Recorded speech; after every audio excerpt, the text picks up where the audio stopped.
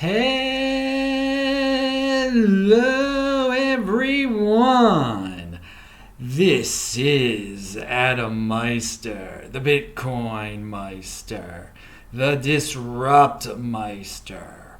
Welcome to the Beyond Bitcoin show.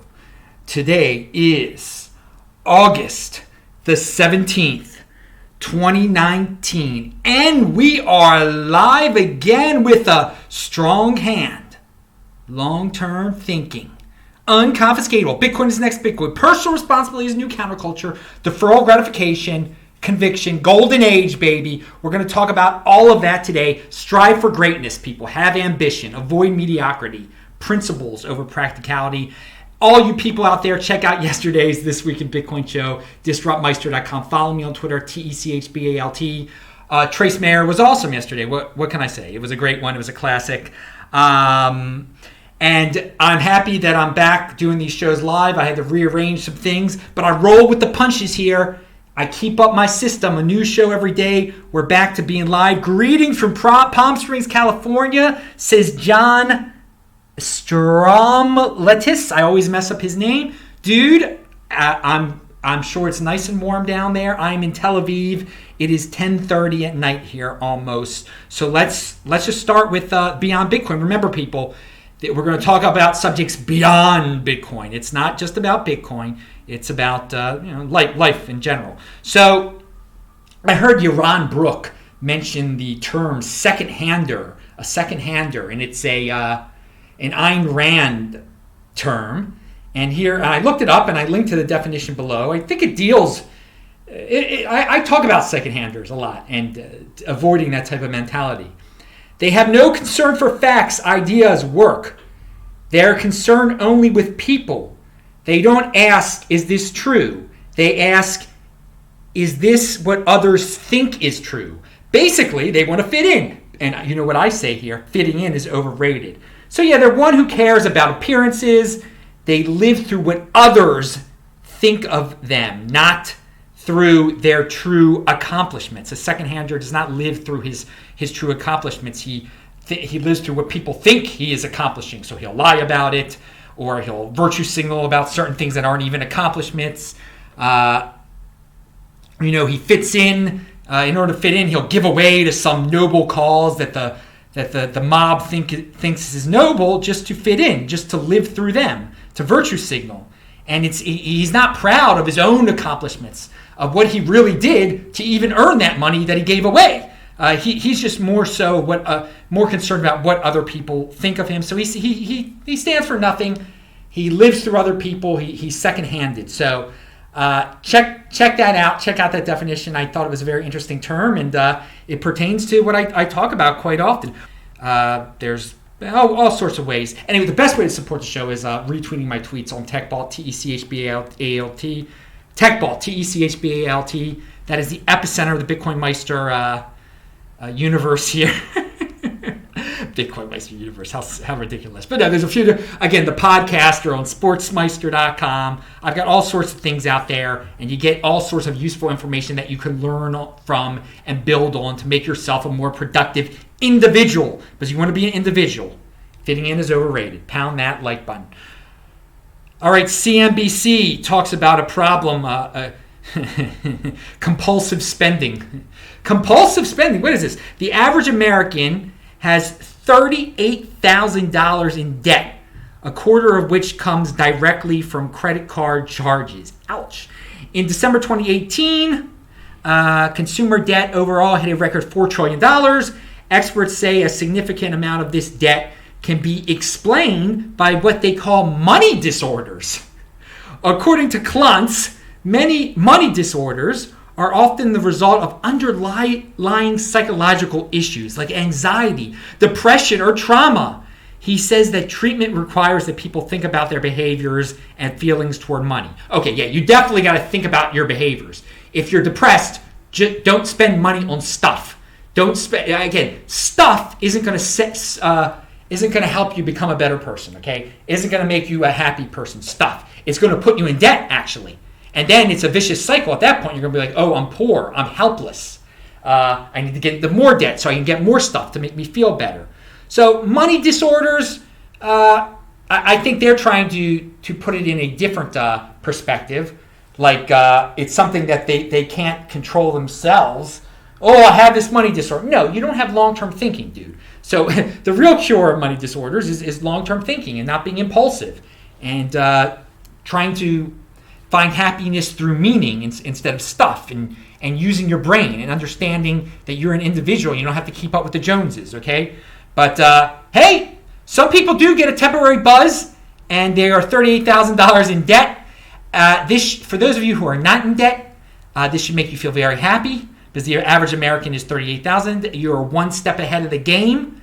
And if you're not $38,000, if you're less than $38,000 in debt, hey, you're making progress to not being in debt. So you're a step ahead of the game too. Understand what real assets are and what building wealth is, and that you're going to have a future and you're not going to want to work a lot when you're old. You're going to want to have assets that make you money. All right. Taval Dakres sent 10 Canadian dollars. He says, what are your thoughts on this Beyond Meat and plant-based foods? Oh, I've got something on that. Seems like they're playing on 80% of psychology. If you don't want to eat meat, there are tons of non-lab created food. Yeah, dude, that last point is really important. If you don't want to eat meat, eat vegetables that aren't created in a lab. That Beyond Meat stuff has all sorts of weird oils in it. I believe it's got I forgot one of those very unhealthy oils in it. Why can't I think of the name right now? So yeah, the Beyond Meat thing is a lot of hype. A lot of hype. Again, if you don't want to eat meat, that is cool. But you want to pay a lot of money for something that is probably not that healthy. Because it's got canola oil in it, I believe. Again, you want your ingredients list just to be like one ingredient. Like if you eat an apple, you want it to say apple. If you eat cow meat, you want it to say cow meat. Okay? If you're going to eat something that you're like, I'm not eating any meat. I'm not eating any meat. Well, then you're going to eat this thing that they call fake meat that's got all these chemicals and stuff in it. And again, it's not some are going to go, it doesn't have that many chemicals in it. And it might only have a few, but it's got some canola oil and stuff in it. That is not good for you. I think it is a lot of hype. And I think it's for people who don't do their own research. They think they want a magic cure. They're like, okay, this is going to make me healthy. If I eat fake meat, this is going to... No, that's not a magic cure. That's not going to make you happy. Healthy. Figure out what brings you health. Too much carbs is too much of anything is not too healthy. It can be overkill. I shouldn't say that. But yeah, look into a balanced diet, and you don't need things that are processed with chemicals and stuff. Seriously. All right, Anthony Monero sent $2.29 in. All right, yeah, this is Beyond Bitcoin, of course, dude. I sent $2.29 in euros, and I knew someone was going to ask this. Your thoughts about Bakkt? Well, guys, I've been talking about Bakkt ever since the moment it came out.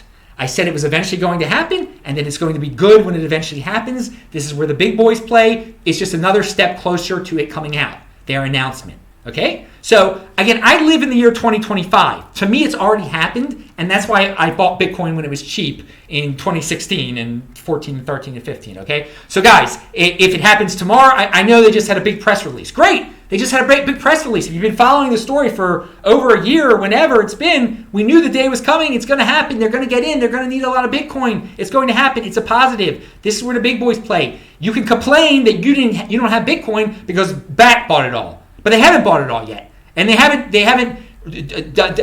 gone in large scale yet, and all their competitors haven't come in yet. So yeah, it's a story. We've known about it for a while. It's going to happen. I'm going to talk about this probably not tomorrow. It looks like tomorrow I'm going to have a guest from Hong Kong. Keep your fingers crossed. Pound that like button. But probably on Monday. So again, that's a little bit of Bitcoin for the Beyond Bitcoin show. But guys, it's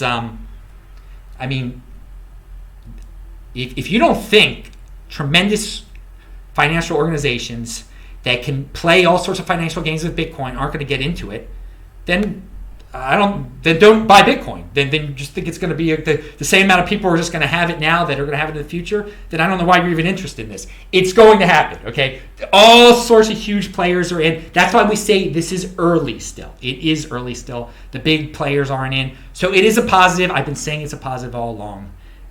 It just hasn't happened yet, and just we keep on getting announcements that it's getting closer. And yeah, we're one day closer, but we were one day closer before the announcement also. So I don't go too crazy over that they had a press release. You should be happy. If you didn't believe before, now you believe, then great.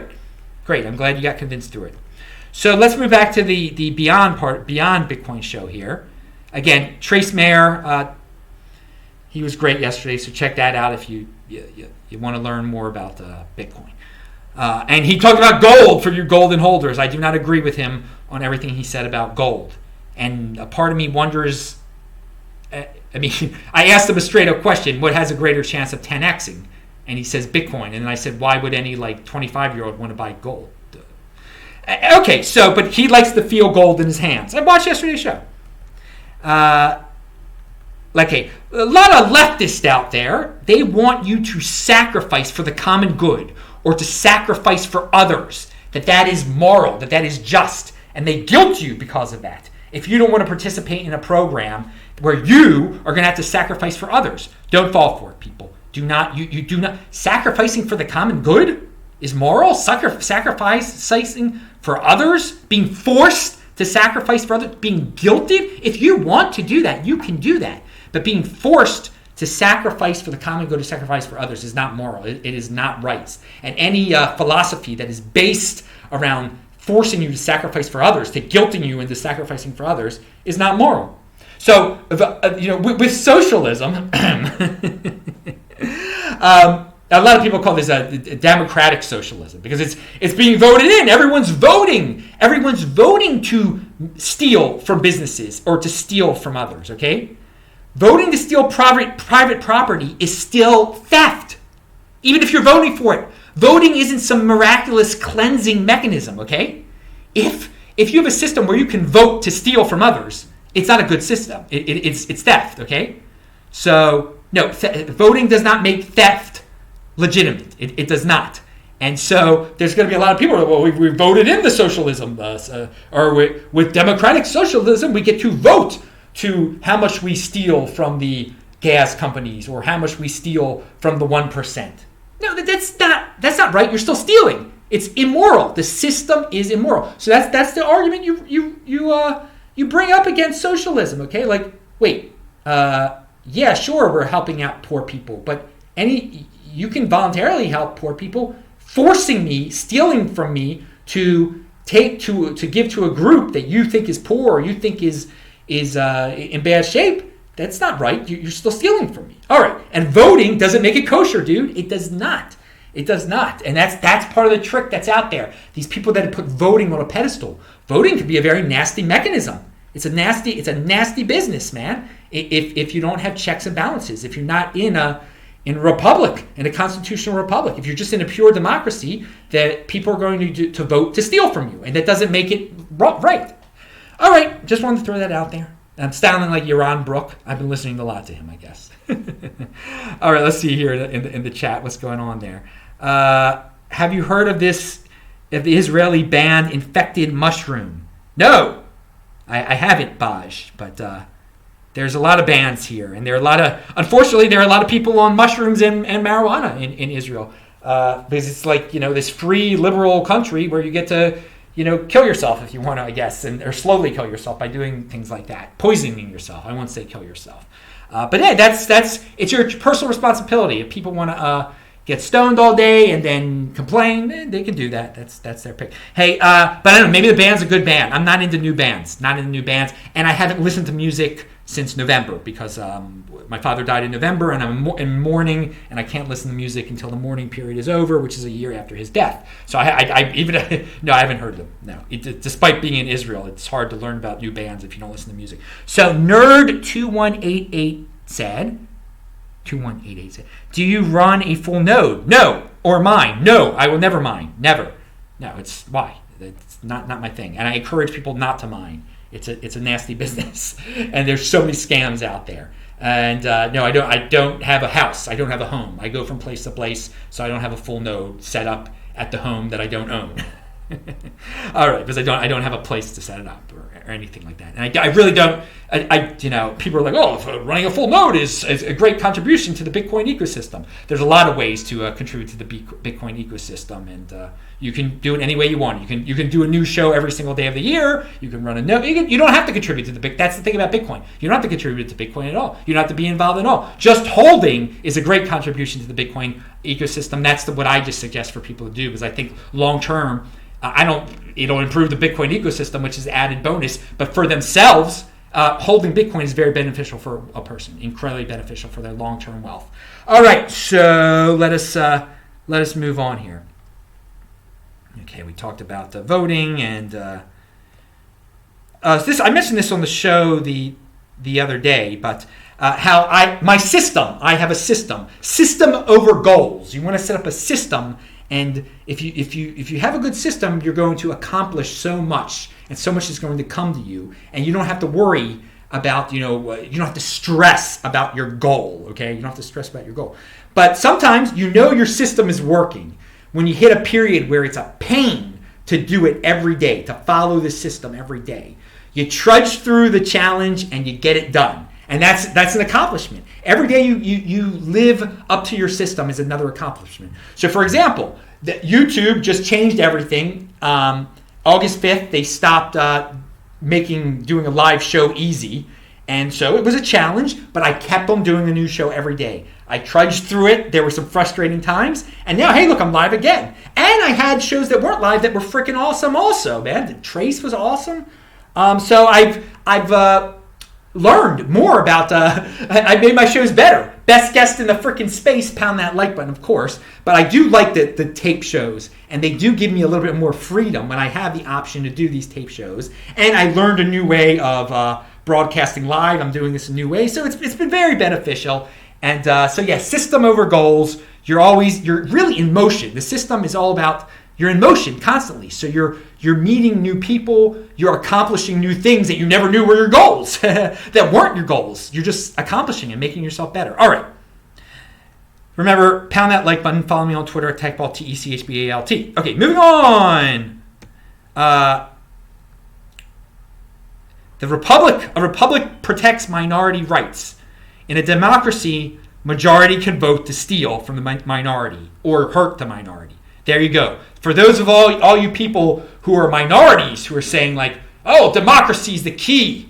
A democracy, a pure democracy, they can vote to destroy you. They can vote to imprison you. Okay, that's why the constitutional republic, the Constitution protects the rights of minorities. Okay, and that's the best.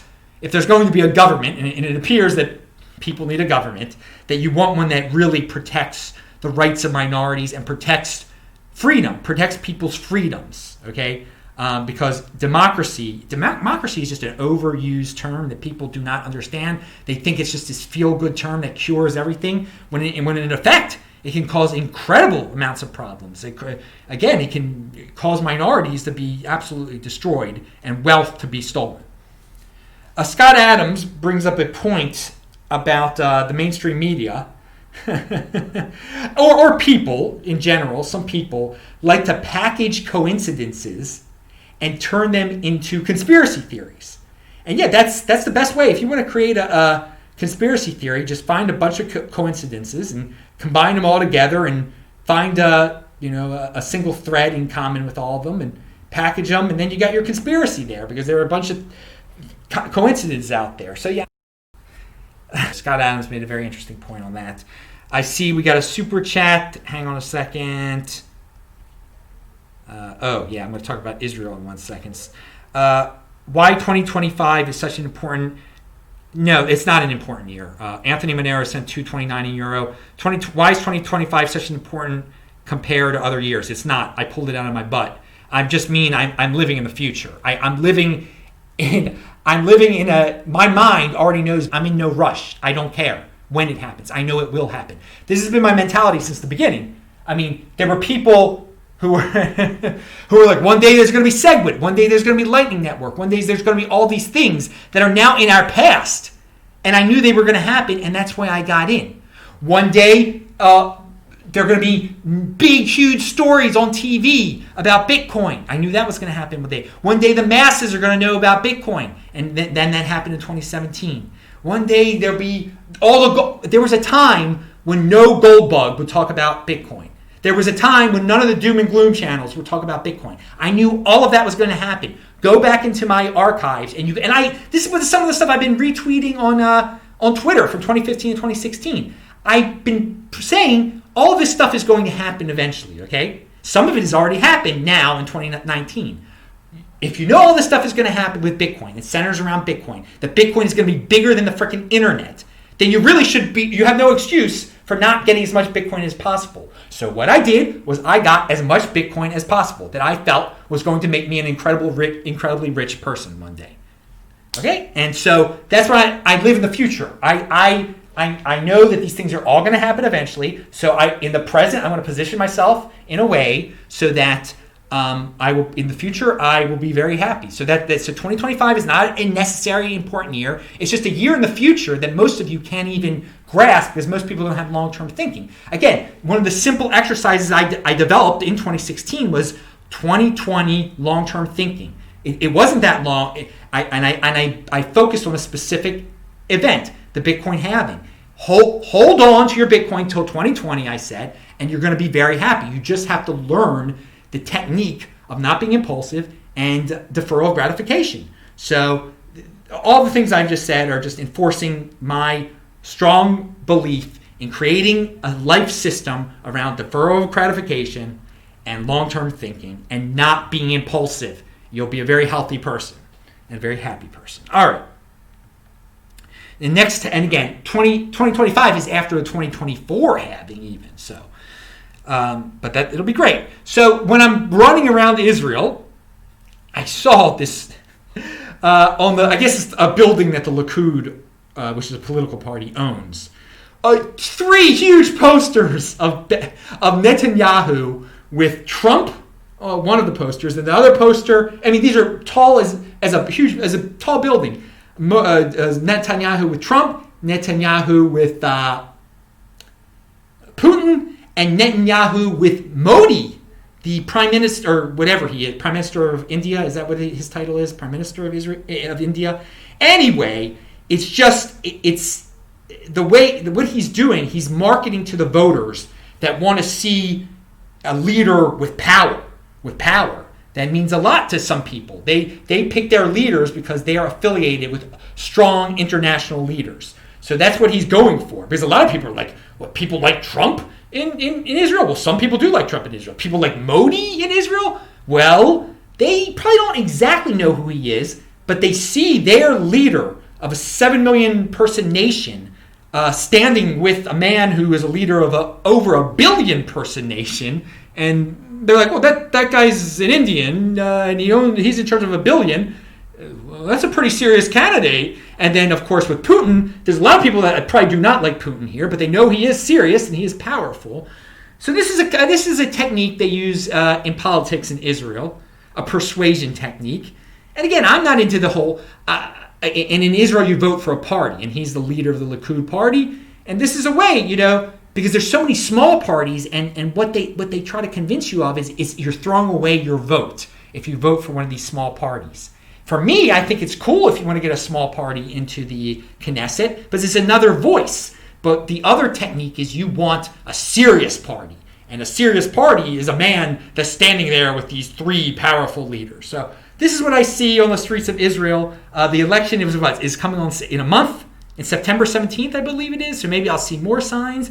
That's my commentary. Again, I don't support Likud. I support the Zehut. I think they should get more. That's a small party that isn't in there right now, and I think the more voices that are in there, the better. And Netanyahu is corrupt on many levels. He's a typical politician. And I wouldn't want to have a picture of me with Putin. I want to be proud of that, but he's... Whatever, he's trying to win voters over. Pound that like button. Yeah, there are 80% voters in Israel. Of course there are. Of course there are 80% of voters that don't think when they vote in Israel, of course.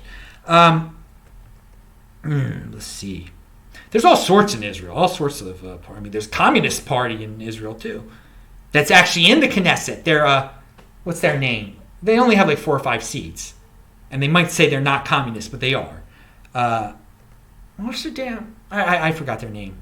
But they legitimately, communists, they have no belief in anything that the State of Israel even stands for. All right. Or the founding principles of the State of Israel. They have don't care about that at all. I mean, but that's the freedom. In this, you can be anything in this country. You really can. I mean, you could be an Arab citizen and be elected to the Knesset and start yelling in the Knesset to destroy the country. I mean, imagine that in the United States Congress. If you elected a congressperson from Minnesota or something that started screaming, we should destroy the... Well, maybe we'll see something like that soon. I don't know. You never know. But hey, you deal with it. You deal with it. Again, people can say freedom of speech. In the United States, we have freedom of speech. In a lot of countries, you don't have freedom of speech. All right. Again, wasting time on politics. Again, it gets into a soap opera. I'm just showing what people are like. You're in Israel. Tell us what's going on in Israel. Show us Israel. Well, you're not seeing Israel behind me now, but I'm telling you what I've seen out there. And don't remember, people, take care of yourself. Don't live through these politicians. None of them are going to solve your problems. None of them are going to solve you. You got to solve your own problems. What do we have here? One of my friends says he likes when I bring up the Torah portion, because I go to the synagogue every Saturday. Something I noticed in the Torah portion, and again, the speech is in Hebrew afterwards, so I don't know what the rabbi is saying. It was the Shema, the prayer of the Shema. It's taken from the Torah, and that was the Torah portion this week. Shema Yisrael Adonai Eloheinu Adonai Echad. The whole Shema. I was like, ooh, they're saying the Shema during the Torah portion. Okay, most of you are like, what the heck is he talking about? That's from my friend who watches this show. Pound that like button. But yeah, there's a famous part of the Torah, and it's from the Torah portion. Jews say that prayer and also just ignore what I said. But I found it fascinating. This was the Torah portion where it actually says it in it. All right, moving on. This is Beyond Bitcoin. Pound that like button. Jeet. What? Oh, no. I want to talk about ruling elites here. Ruling elites. Oh, God. Ruling elites. You don't have to listen. There are all these people who complain about ruling elites. And this is, again, if you think politicians are ruling elites, and you do not have to listen to them. You do not have to listen to them. You can ignore them. You can ignore, there are people that say the ruling elites decide who's the victim groups, and they define how society is set up. And so you define yourself through being a part of the victim groups that the ruling elites supposedly have set up, or part of a battle against the ruling elites and the victim groups that they set up. Okay, you're wasting your time.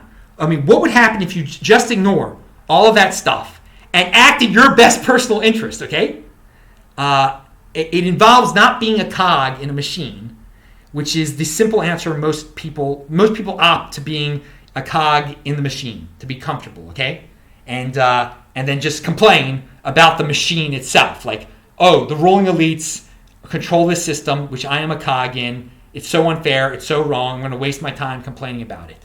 No, just pretend that doesn't even exist.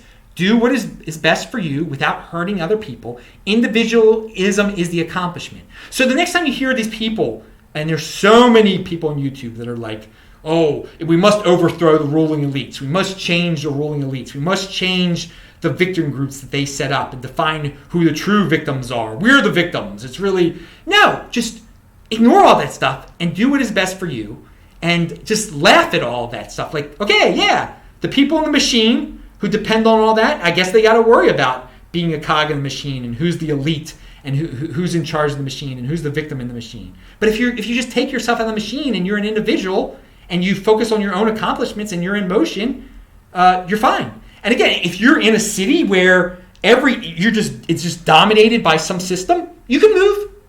You can move. If you're in a country, you can move. There are options to get out of being like under the thumb of others. If you feel that you're under the thumb of others, there are options of getting out. Okay? Okay, you can ignore bad ideas and promote your own ideas, live your own life. And get out, just leave systems I mean, you don't have to be tied down to one location. I mean, that's part of my whole philosophy. And you don't have to be friend. You can give. You don't have to fit in. You don't have to keep your friends. They're not truly your. If you're living in a system where you feel very uncomfortable with the system and the way your friends are, they don't have to. Maybe they're not your friends anymore. You just leave. You don't have to fit in. You can go to another place where you do fit in. Jeet says he brought up in a tweet, and I linked to it below. Totally irrational, reactionary bait, I guess. There's some people who know how to bring up topics that are going to bring up outrage and fake outrage in people. So they get a lot of attention. They get a lot of attention, and thus a lot of clicks, and they build their little brand, okay? And in this situation, there was a woman out there that was using Bitcoin wealth distribution, being outraged that so few people have so much Bitcoin. Just being outraged over it, and just that's rage. You can get a lot of Bitcoin still. You could be one in a free market. There's always going to be a minority that wins, that does better because they're in motion, they're proactive. So there's nothing to be guilty about if your system is going in that direction. It means it's a free market, that no one is forcing anyone to do equality. Equality of outcome is forced. If everyone ends up with the same, it's forced. They're outraged and don't get fooled into wasting all your time on social media related tweets or posts that are rage bait, because that's what they want you to do, because you're helping build their brand. You're helping build their attention business. All right, another tweet by Jeet. This is a retweet, and this one involves a swear word actually, so I'll be careful. But it's about Bitcoin. He says it's about Bitcoin. I agree. If we ain't effing up each other's sleeping schedule, it's not real. And then he says Bitcoin. If we're not effing up each other's sleeping schedule, it's not real. I got to say, there is a good point to that. Bitcoin is a 24-hour thing for me. At times it does mess up my sleeping schedule, but it is real, dude. It is the future. It's if something is important, if something is earth-shattering important, real, it's not just gonna be during 9 to 5 business hours, okay? It's not gonna be going on just during times that are convenient for you. It's gonna be waking you up. It is something that is dominating and huge. So I do enjoy that tweet, and I think there's some other things in life that are that big also. Like if you have a child, if you give birth to a child. That is where's the tweet again? It's effing it's effing your sleeping schedule up. It's definitely real. It definitely is a priority. It's definitely something that's so important. Okay, moving on. Baltimore Sun. And again, I'm from Baltimore originally. Here, this is a reminder of the golden age we're living in. Online sales account for just over 3% of the $700 billion grocery industry. Some estimates show. And this article is about people in the Baltimore area. They don't go to the Giant anymore. They order their food online. They have it delivered to them. I mean, what a comfortable world we live in. Where 3% of the people already are taking advantage of this. And it's not just the wealthiest 3% either. It's just people that they value. They want their food delivered to them. Some of them, it's the virtue signal to show to show to others how great they are, or they don't feel like going to a supermarket. They trust others to pick out their food for them. Again, picking out your food, I mean, you want to see, at least maybe I'm old-fashioned, you want to feel that food. You want to see that food. You want to get the best deal on that food, the food in person, okay? But some people trust others enough and want to pay a fee for the convenience of having it delivered to their house, okay? And tech, in the glory of technical innovations, allowed this to happen, okay? And this is from the Baltimore Sun, and it's not like the Baltimore region is the wealthiest region. The point is that there's so many people out there who vilify the people, the innovators who came up with this technology that allows people to even do this. And that's just a shame that as a society as a whole today would rather focus on all the the starving people who can't afford food deliveries, instead of the people who created technologies that are that are just allowing such a golden age to take place. But again, live your life. Don't be envious if you can't afford that kind of thing. That's great. That's all right. Who cares? It's not a necessity. It's definitely not a necessity to get your food delivered to you.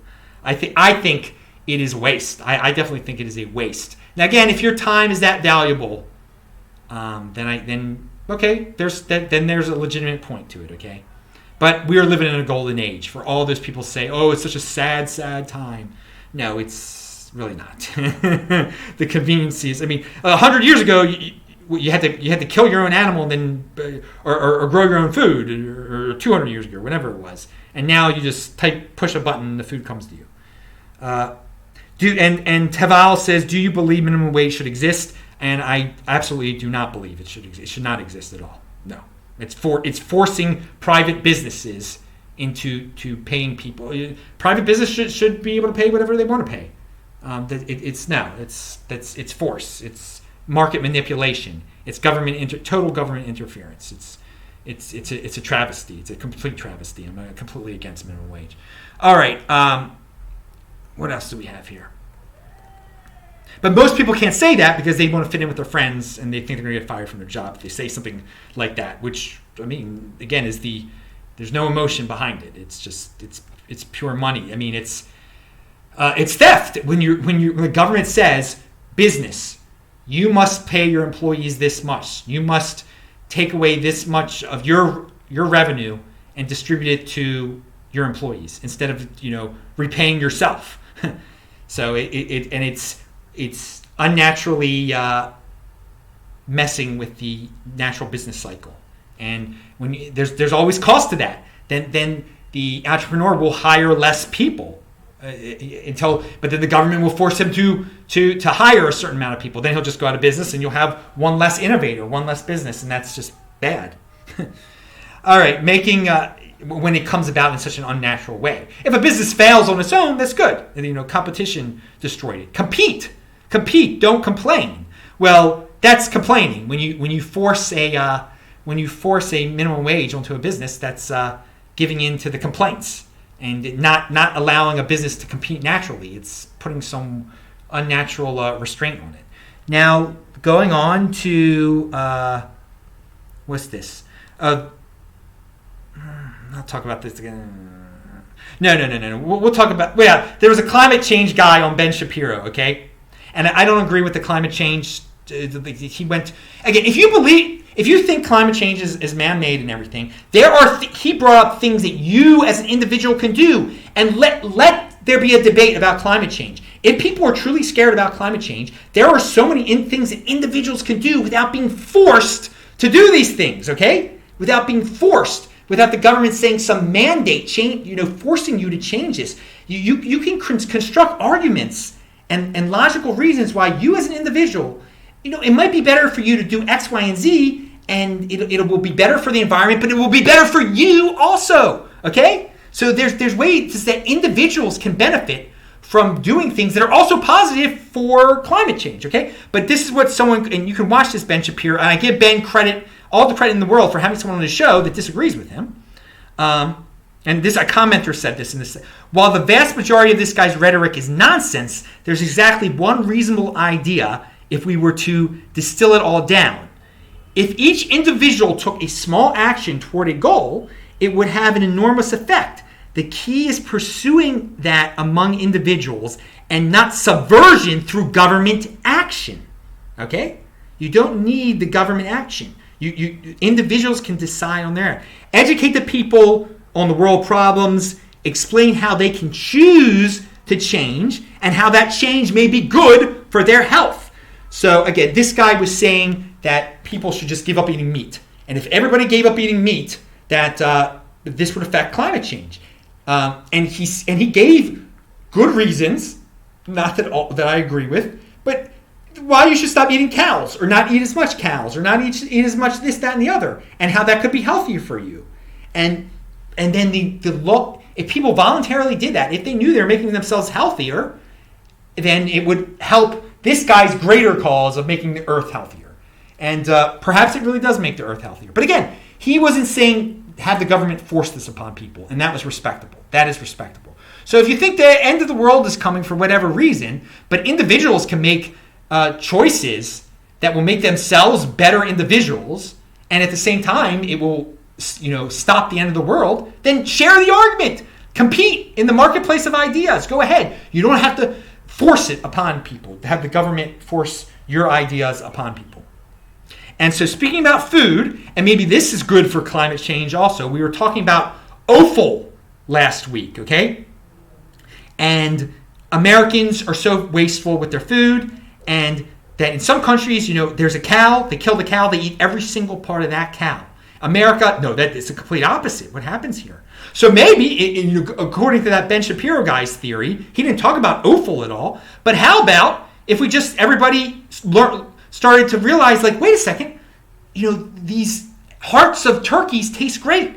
Cow guts taste great, or cow livers taste great, or all these other internal organs of all these animals that go to waste. All this stuff tastes great, and thus we wouldn't end up needing as many cows or as many animals as we needed before. This would be awesome for the environment, supposedly, but it would be good for people's health too, because this offal, it's better than the regular muscle meats that you're used to eating of these animals. Okay. So, and if you're an animal activist, you should be, less animals will be killed if you encourage people to eat offal, okay? To eat these many pounds of animal that just gets thrown away in the Western world. So don't let a piece of animal go to waste. And that'll help save your precious animals. Another thing I want to say, and I link to offal if you want to see all sorts of different types of offal out there. Again, a gizzard. Gizzard is delicious. Oh, I love gizzard.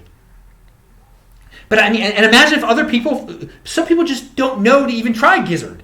If so many Americans started eating gizzards, you wouldn't need to kill as many animals. And again, some of you are saying, "Oh, what's wrong with let businesses do." Businesses would be run more efficiently. Animal producing businesses, food producing businesses would be much more efficient if they could use more of the animal.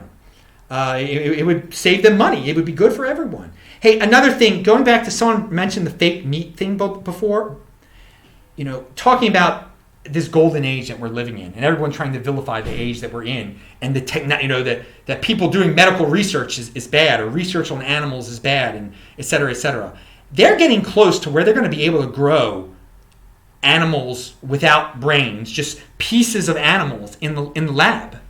Okay? Imagine that. Then you won't even need to kill animals anymore. Now some of you are going to say, "Oh, it's Franken meat. It's Franken meat." Well, if let them experiment, let them compete, let people. We're living in such a time. This is to me, it's exciting. You don't have to eat the fake meat. There'll still be real meat out there, but it won't be the meat grown. You won't have to eat the meat grown in the lab. I'm very curious. I hope that all sorts of big pharma, all these people that are vilified, the big farm companies out there, if they come up with a way to grow cow meat or pig meat in labs, well, that'll be great.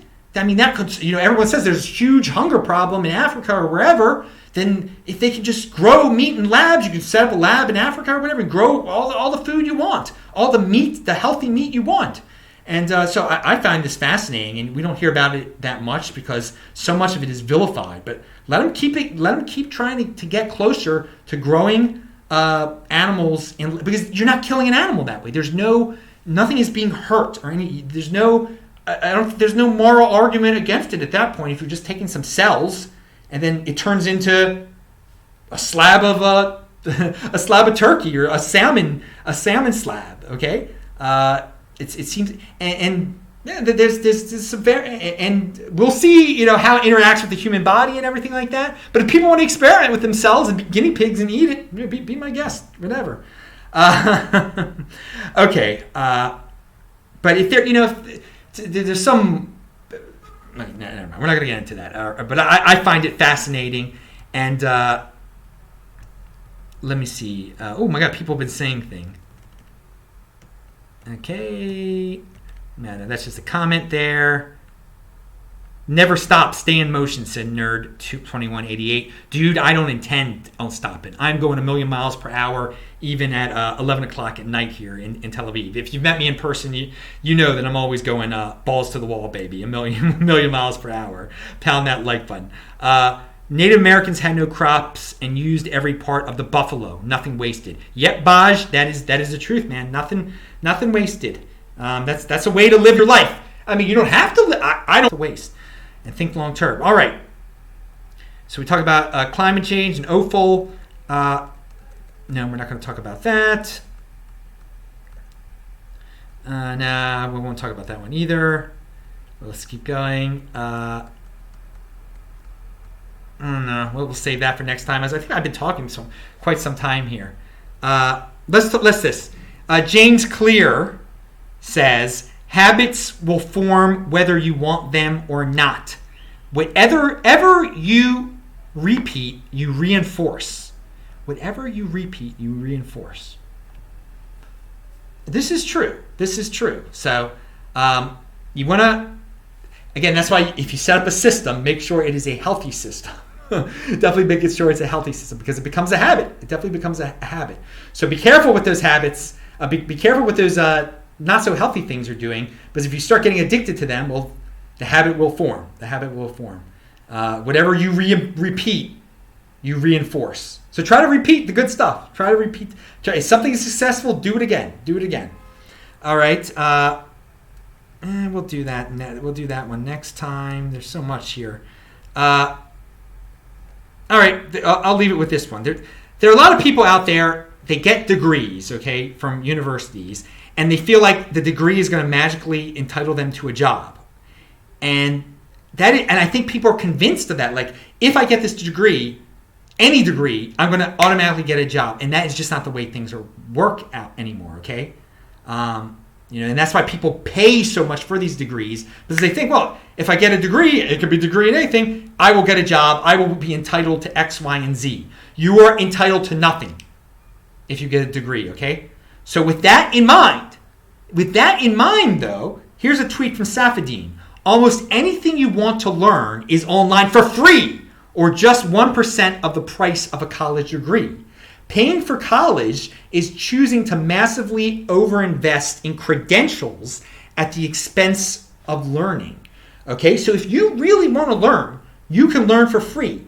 And if you want to learn in order to get a job or to better yourself in order to start a job, then go find the sources online for free that are going to get you toward there, okay? And create a system, a learning system, where you are going to end up gaining more and more information that is going to make you more and more valuable of an employee or as an entrepreneur, just gaining skills. Don't just learn to get a piece of paper.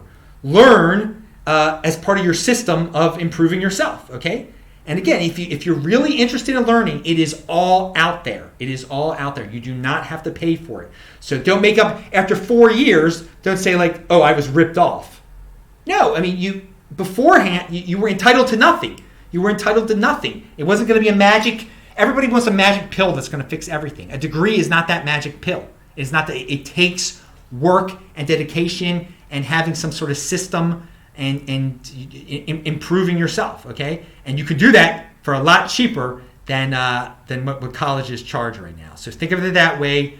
Fitting in is overrated. If you just want that degree to show off to people, that's not the best reason for getting a degree. But again, this personal responsibility is new counterculture. You get if you end up paying for all that, then you're gonna have to deal with the consequences. But know that the options are out there. The free options are definitely out there. And it's just what a world the internet has given us. What a golden age of learning opportunities that are out there. And every day is getting better. Every day is getting better. So create a plan, create a system, educate yourself, and live outside the box. Be willing to move. Be willing to just not worry about the magical elites that control you.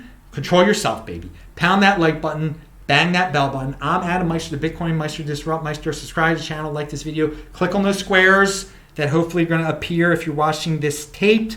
And All right, I am going to end this podcast or whatever, what is this video right now, by pushing this newfangled button. See you guys in the chat. Pound that like